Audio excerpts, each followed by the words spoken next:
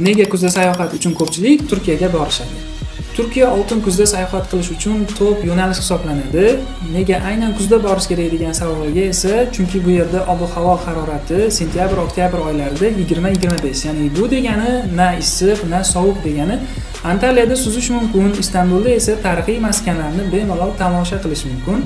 Eng yoqimli joyi esa yozgi pik sezon tugagani uchun mehmonxonalar va aviachiptalarda chegirmalar boshlanadi. Yozda odamlar to'lib ketgan mashhur joylar kuzda bemalol bo'sh, suratga tushish uchun, o'zingizni erkin his qilish uchun ideal joyga aylanadi. Shu bilan birga Kapadokiyada Bosh shahrida parvozlar aynan shu davrda eng chiroyli manzarani beradi. Agar siz ham Turkiyaga sayohat qilishni reja qilayotgan bo'lsangiz, izohlarda plus qoldiring yoki quyidagi raqamlarga murojaat qiling, biz sizga yaqindan yordam